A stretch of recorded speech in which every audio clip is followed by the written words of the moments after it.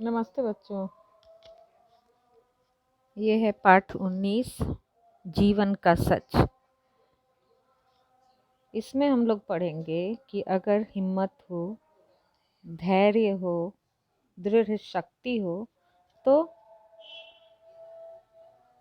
कुछ भी कर सकते हैं, है ना। कठिन से कठिन कार्य में भी हमें सफलता मिल सकती है और हम उस कार्य को अच्छे से कर पाते हैं।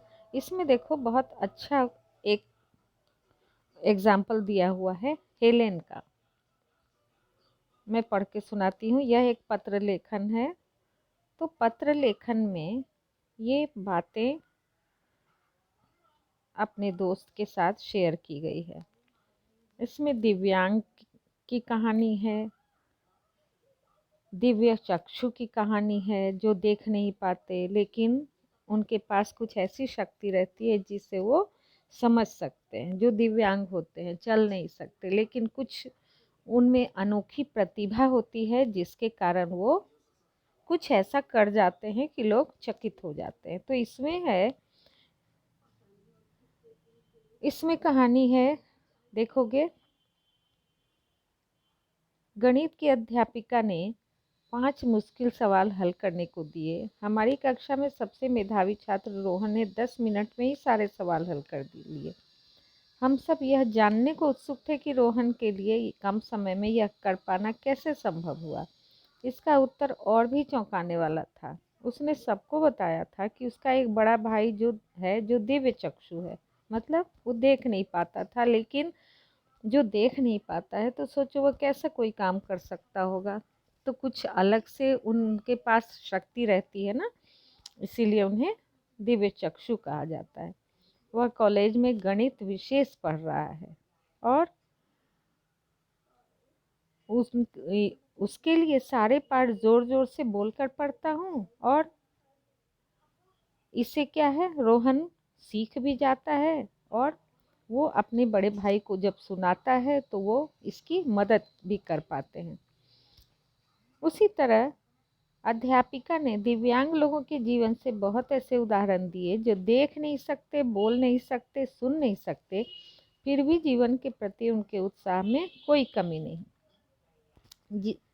उनमें दृढ़ विश्वास रहता है जिसके कारण वे अपने लक्ष्य में सफलता प्राप्त करने के लिए आगे कदम बढ़ाते हैं। उसी उदाहरण में एक लुई ब्रेल का नाम है, जो स्वयं देख नहीं सकते थे, लेकिन उन्होंने दिव्य चक्षु लोगों के लिए ब्रेल लिपि का निर्माण किया। एक संगीतज्ञ विथोवन, जो स्वयं सुन नहीं सकते थे लेकिन सबसे मधुर संगीत रचना करने के लिए प्रसिद्ध थे। तो इस तरह की प्रतिभा रहती है। इसके बाद अध्यापिका ने हेलेन केलर के बारे में बताया था। हेलेन केलर प्रसिद्ध अमेरिकी लेखिका, राजनीतिक कार्यकर्ता व व्याख्याता थी। वे प्रज्ञा चक्षु होते हुए भी अद्भुत व्यक्तित्व की धनी थी। उन्होंने कहा है कि दुनिया की सबसे अच्छी चीज़ें देखी व छुई नहीं जा सकती, तो क्या होता है, उसे महसूस किया जा सकता है। और महसूस करने के लिए दिव्य चक्षु की तरह उन व्यक्तित्व की आवश्यकता होती है जो फील कर सकते हैं, कुछ अलग तरह की शक्ति रहती है। और हेलेन केलर का जीवन विश्व में सबके लिए प्रेरणादायी है। अब इनके बारे में जरा हम लोग पढ़ लें। हेलेन का जन्म 27 जून 1880 को हुआ। वे जब 1.5 साल की थी तब अचानक बहुत बीमार हो गई। उस बीमारी के कारण उनकी देखने व सुनने की शक्ति चली गई। उनकी इस अवस्था से सब चिंतित हो गए। उन्हें लगा कि अब उनके जीवन में अंधेरा छा जाएगा, वे कभी कुछ नहीं कर पाएंगी। लेकिन हेलेन ने अपनी दृढ़ संकल्प शक्ति के सहारे ऐसी सब दुश्चिंताओं को निर्मूल कर दिया। दुश्चिंताओं मतलब जो भी बुरी बुरी बातें आती हैं मन में, उसको खत्म कर दिया, निर्मूल कर देना। निर्मूल मतलब उसका कोई आधार ही नहीं है। अपने परिवार व अध्यापिका सुलीवान के सहयोग से उन्होंने स्नातक की डिग्री प्राप्त की। उन्होंने सदा आत्मदया को अपना सबसे बड़ा शत्रु माना। आत्मदया मतलब होता है किसी पर दया करके उसे सहायता कर देना। तो वो नहीं चाहती थी कि उन्हें कोई उस तरह की सहायता दे। वो स्वावलंबी बनना चाहती थी, इसलिए उन्होंने कड़ी मेहनत के बल पर अनेक पुस्तकों की रचना की। और उनका मानना था कि जब खुशियों का एक दरवाज़ा बंद होता है तो दूसरा खुल जाता है, लेकिन काफ़ी बार हम उस बंद दरवाजे को देखकर पछताते रहते हैं, जिससे नए खुले दरवाजे की ओर देख नहीं पाते। इसलिए हमेशा आगे बढ़ने को तत्पर रहना चाहिए जीवन में। हेलेन का जीवन कई ऐसे प्रेरक प्रसंगों से भरा है जो हमें अपने भीतर नई शक्ति, नई ऊर्जा प्रदान करता है। सारी कहानी अपराजेय इच्छा शक्ति और आत्मबल की कथा है। अपनी देखने व सुनने की शक्ति छीन जाने पर उन्होंने बोलना भी बंद कर दिया था, मानो वह बोलना भूल गई, लेकिन बोलने की प्रबल इच्छा उन्हें बार बार उद्वेलित करती थी। वे कई तरह की आवाज़ें निकालती और ऐसा करते हुए अपना एक हाथ गले पर और दूसरा हाथ होठों के ऊपर रखती थी, ताकि दोनों जगह होने वाले परिवर्तनों को महसूस कर सके। लेकिन कभी कभी प्रयास करने पर भी वे बोलने में असमर्थ रहती। इससे उनका गुस्सा व तनाव बढ़ जाता। एक दिन वे अपनी अध्यापिका के साथ होरेसमान स्कूल की प्राचार्य सारा फुलर से मिलने गई, जिन्होंने हेलेन के अनुरोध को स्वीकार कर उन्हें पढ़ाने व बोलना सिखाने का जिम्मा उठाया।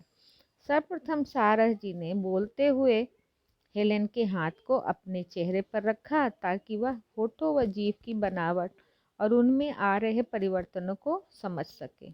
उनकी नकल करते करते वे पहले कुछ अक्षर बोलना सीखी और धीरे धीरे पूरे वाक्य बोलने लगी। जब उन्होंने पहला वाक्य बोला तो उनकी खुशी का ठिकाना न रहा। इतना ही नहीं, धीरे धीरे कठिन परिश्रम व अथक प्रयास द्वारा वे अच्छी तरह से बोलने लगी। अब हेलन को बोलते हुए देखकर सभी लोग, घर परिवार के लोग बहुत खुश थे और उनकी यह खुशी उनके लिए ईश्वरीय वरदान से कम नहीं थी, जिसने उनके आसपास सारी प्रकृति को ही खुशनुमा कर दिया, क्योंकि वो अब खुश रहती थी। हेलेन का मानना था कि यदि हम अपना चेहरा सूर्य के प्रकाश की ओर रखें तो कोई परछाई नजर नहीं आएगी। जीवन में यदि दृष्टिकोण सकारात्मक है तो नकारात्मक का अस्तित्व समाप्त हो जाता है। ऐसे में हम सीमाओं को अच्छे अवसरों में बदल सकते हैं और जीवन में पूर्णता व संतुष्टता का अनुभव कर सकते हैं।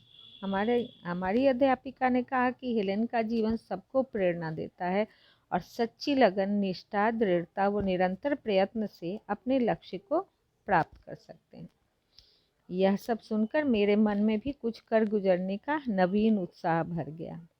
आशा करती हूँ कि तुम्हें भी यह पढ़कर अच्छा लगेगा। अपने माता पिता को मेरा प्रणाम कहना और छोटे भाई को प्यार देना। ये एक पत्र था जिसमें तरह तरह की बातें, प्रेरक प्रसंग तुम लोगों ने पढ़े और पत्र लेखन का फॉर्मेट भी समझे। तो इस तरह हम लोग तो पूरे पूर्ण व्यक्तित्व वाले व्यक्ति हैं, सभी तरह से स्वस्थ हैं। तो बस मन में एक उत्साह की कमी है, जिसके कारण आगे का काम हम लोग नहीं कर पाएंगे। इसलिए इस प्रेरक कहानी के बाद दृढ़ इच्छा शक्ति के साथ सभी को अपने अपने काम, जिसको भी जो भी काम दिया गया है, तो नकारात्मकता को हटाकर हम लोग अच्छी प्रेरणा के साथ काम कर सकते हैं। ठीक है। इसके साथ ही यह कुछ अभ्यास जुड़ा हुआ है, जिसमें ये प्रश्नोत्तर करने हैं और रिक्त स्थान। कथा अंश के वाक्यों को क्रमानुसार क्रम संख्या देना है। मैं रिक्त स्थान को पढ़ के सुनाती हूँ। गणित की अध्यापिका ने 5 मुश्किल सवाल हल करने के लिए दिया। रोहन की बातें सुनकर हम सब चकित रह गए। हेलेन ने कहा कि दुनिया की सबसे अच्छी चीजें देखी व छुई नहीं जा सकती।